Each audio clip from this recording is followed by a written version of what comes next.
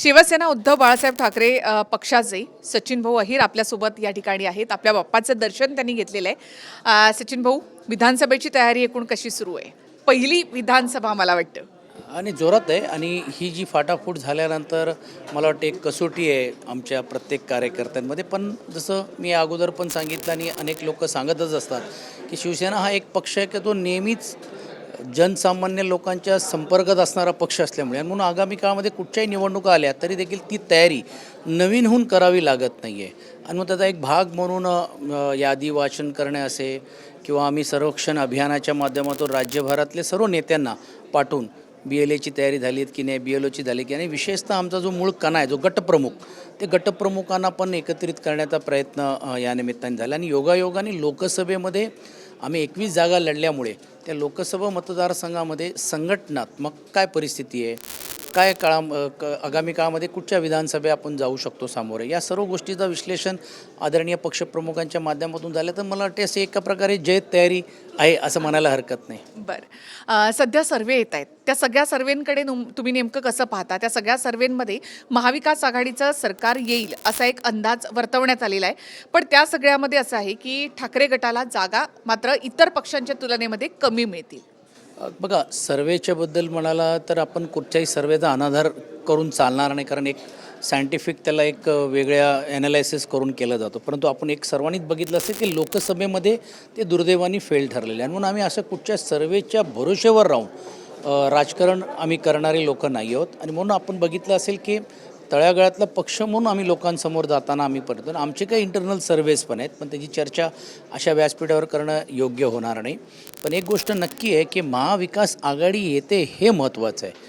कोणाला किती संख्या मिळते त्यापेक्षा महाविकास आघाडी आणून आणि हे सरकारला घालवणं हा जो आमचा उद्देश होता, जे लोकसभेमध्ये पण होता. आणि मग तुम्ही बघितलं असेल की लोकसभेमध्ये आमच्या जरी सीटा कमी आल्या असेल, पण खाजगीत तुम्ही राष्ट्रवादीचे निवडून आलेले खासदार असतील, काँग्रेसचे निवडून आलेले खासदार असतील, ते सर्वांनी मान्य केलं की जर आघाडी महाविकास आघाडी म्हणून जर उद्धवजींनी प्रत्येक या सभेला किंबहुना नेतृत्व जर दिलं नसतं तर आम्हाला तशीतली आघाडी मिळाली नसती आणि किंबहुना आम्ही निवडून आलो नसतो.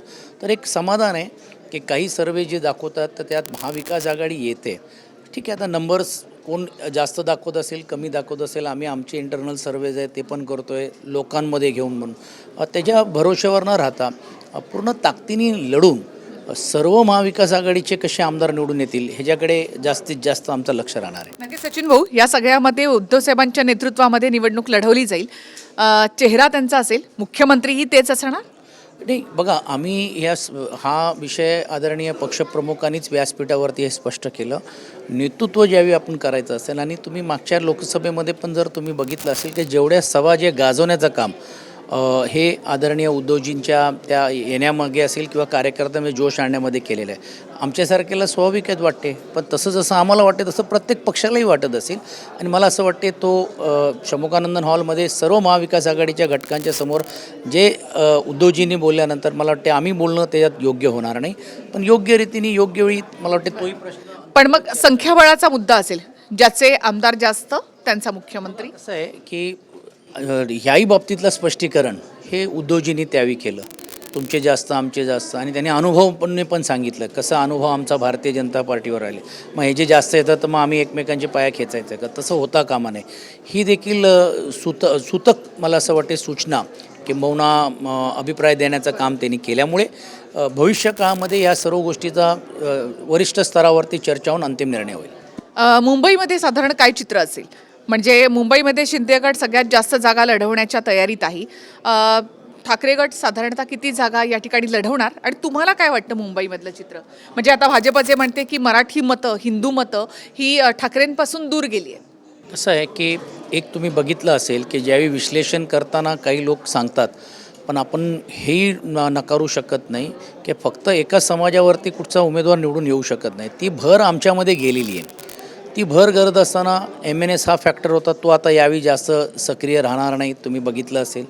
आणि ह्याही व्यतिरिक्त मागासवर्गीय समाजाची जी मतं होती ती देखील मोठ्या संख्येने या महाविकास आघाडीला मिळाली. तर ही कॉम्बिनेशन आहे, कुठे त्याचा फायदा होतो, कुठे त्याचा नुकसान होतो. मुंबईचा विचार जर केलं तर आमचं तर सल्ला राहणार आहेत की महायुतीला की जास्तीत जास्त सीट तुम्ही शिंदे गटांना द्या, कारण एकदा आमना सामना होऊन दूध का दूध पाणी का पाणी व्हायलाच पाहिजे मुंबईमध्ये. कारण ज्या पद्धतीने आमच्या जीवावरती निवडून हे गेलेले आहेत, ह्यांचं वैयक्तिक कुठचाही देखील जे उमेदवार गेलेत त्यांचा काय जनाधार आहे असं जर आपण म्हटलं तर प्रत्येकाची नावं घेऊन बोलू शकता, पण तो आजचा हा दिवस नाही आहे. आणि म्हणून आमची इच्छा आहे की जास्तीत जास्त सीट्स त्यांनी लढावे, आमच्या समोर यावे आणि मुंबईकर निश्चितपणे त्याचा निर्णय घेतल्याशिवाय राहणार नाही. हां, एक गोष्ट नक्की आहे की जे सीट्स आमच्याकडे ऑलरेडी आहेत ते आहेत आणि यावेळी आमचा प्रयत्न असा आहे की मुंबईमध्ये, पुण्यामध्ये, विशेषतः अन्य भागांमध्ये निवडून येणारे जे उमेदवार आहेत त्याच्या मागे उभं राहणं गरजेचं आहे. फक्त सीट्स घेण्यासाठी क्षमता हा दोन्ही बाजूने राहावं अशातली एक भावना आमच्यासारख्यांची आहे. अर्थात ते आम्ही आमच्या नेतृत्वाकडे मांडण्याचं काम करतो आणि अंतिम स्तरावरती त्याचा निर्णय होईल.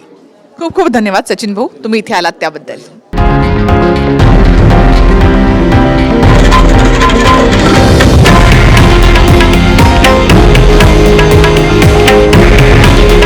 हे आहे देशातील नंबर 1 न्यूज नेटवर्क आणि आपण पाहत आहात TV9 मराठी. काळजी तुमची, हित महाराष्ट्राचं.